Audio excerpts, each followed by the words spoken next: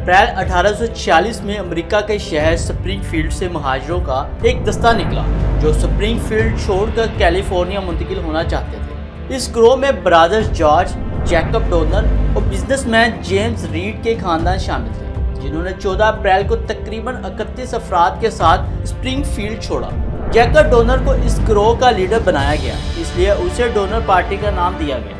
क्योंकि कैलिफोर्निया में मुआशी हालात बहुत अच्छे थे, वो लोग भी अपने खानदान की ज़िंदगी बेहतर बनाने के लिए अपना घर बार छोड़कर हमेशा के लिए वहाँ आबाद होना चाहते थे, ये जाने बिना कि जिस खानदान के लिए वो इतना कुछ कर रहे हैं वो रास्ते में ही मर जाएगा।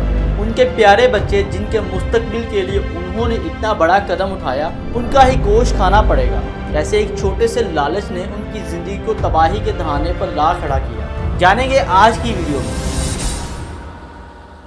अमेरिका के डोनर पार्टी की एक हकीकी कहानी, जिस पर कई फिल्में भी बनाई जा चुकी हैं। जब काफिला निकला तो शहर के बाहर से मजीद कई लोग इसके साथ शामिल हो गए। इसमें टोटल 87 अफराद थे, जिसमें 29 आदमी, 15 औरतें और 43 बच्चे शामिल थे। ये तमाम लोग मुख्तलिफ कबाइल, मुख्तलिफ शख्सियात और मुख्तलिफ बैकग्राउंड से ताल्लुक़ रखते थे, लेकिन एक चीज़ सब में मुश्तरक थी, तरक्की की प्यास, अच्छी ज़िंदगी की उम्मीद, जिसके लिए वो अपना वतन छोड़कर निकले थे।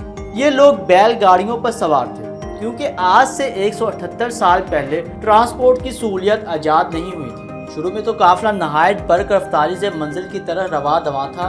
अप्रैल से जुलाई के वस्त तक तकरीबन 650 मील का फासला तय करते हुए मैदानी इलाकों में डोनर रीड पार्टी मौजूदा वोमिंग में फोर्ट लारमी पहुंची थी। यही वो जगह थी जहां उनसे संगीन गलती हुई। उन्होंने आम इस्तेमाल होने वाले रास्ते की बजाय शॉर्टकट इख्तियार करने का फैसला किया। सबसे बड़ी बेवकूफ़ी ये थी कि ये रास्ता एक ऐसे बंदे की बात मानकर इख्तियार किया गया जिसने पहले कभी इस पर सफ़र नहीं किया था। काफिले वालों को ये लालच दिया गया कि उसके ज़रिए वो जल्द अपनी मंजिल तक पहुंच जाएंगे। ताहम जल्द ही ये रास्ता एक कठिन रास्ते में बदल गया। पहाड़ और ऊंचे नीचे रास्ते मुश्किलात को बढ़ा रहे थे। इन मुश्किलात के बावजूद उन्होंने सफ़र जारी रखा और कैलिफोर्निया की तरफ बढ़ते रहे, लेकिन जल्द ही सख्त खितों ने उनकी उम्मीदों को खाक में मिला दिया। उन्हें आगे जाने का रास्ता तक नजर ना आया, लेकिन वहां रुक भी नहीं सकते थे, क्योंकि आधा रास्ता खत्म हो चुका था और आधा बाकी। काफिले ने वहां कुछ दिन पड़ाव डाला और रास्ते ढूंढने की कोशिशें शुरू की, पर वो इसमें नाकाम रहे। ये सहराई इलाका था और जानवरों के खाने के लिए कुछ मौजूद ना था। अजीम साल्ट लेक सहरा को पार करने में 5 अज़ियतनाक दिन लगे और इस दौरान दर्जनों मवेशी हलाक हो गए। काफिले वालों की उम्मीद मायूसी में बदलने लगी। जो वक्त गुजरता गया, मुश्किलात उनका पीछा करती रही। रास्ते दुश्वार होते गए, सामान कम होता गया और मवेशी जान की बाजी हारते रहे। मंजिल दूर होती गई और परेशानियों का पहाड़ बुलंद होता गया। सहरा को पार करके अक्टूबर में जब थके मांदे और परेशान हाल मुसाफिर पहाड़ों तक पहुंचे तो एक नई मुसीबत उनका रास्ता रोके खड़ी थी। पहाड़ पर अक्टूबर में बर्फबारी शुरू हो चुकी थी, जबकि उनका आगे बढ़ने का रास्ता मुकम्मल तौर पर बंद था। उन्होंने सोचा कि वक्ती तौर पर सफ़र तर्क कर देते हैं। कुछ दिन बाद जब बर्फबारी रुकेगी, रास्ते साफ होंगे तो वो आगे बढ़ेंगे, लेकिन कुदरत को कुछ और ही मंजूर था। बर्फ़ का यह सिलसिला रुक ना सका और वो वहीं फंस गए। ये वो मोड़ था जहां से उनकी ज़िंदगी एक खौफनाक ख्वाब में तब्दील हो गई। खुराक ख़त्म होती गई, जानवर मर गए और भूख ने उन्हें अपनी लपेट में ले लिया।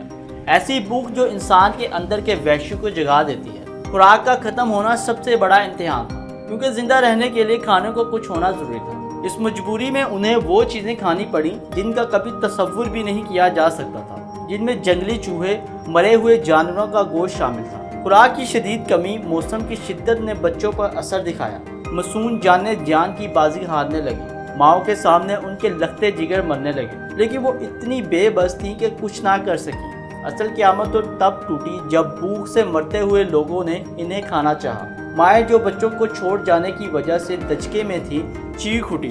भला वो कैसे किसी को अपने बच्चों को चीर फाड़ कर खाने दे सकती थी, लेकिन वो भी ज़्यादा देर एहतजाज ना कर सके। मजबूरन उन्हें इजाज़त देना पड़ी। अगर वो ऐसा ना करती तो काफिले के दूसरे लोग उनसे नज़र बचाकर लाशों को चुरा लेते और उन्हें चीर फाड़ कर खा लेते। इन गम के मारों ने ना सिर्फ अपने सामने अपने प्यारों को मरते हुए देखा, बल्कि दूसरों को इन्हें खाते हुए भी देखा, या शायद उन्हें खुद भी अपने ही बच्चे खाने पड़े हों।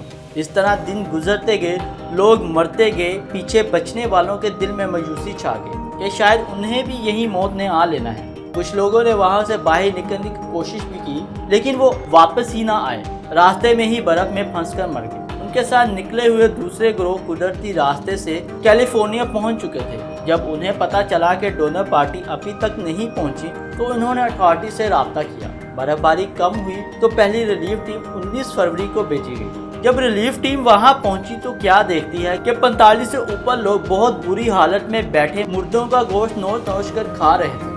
ये देखकर उन्हें इंसानों से वहशत होने लगी। वो डरने लगे कि कहीं ये भूखे वैशी उन्हें ही मार कर ना खा ले।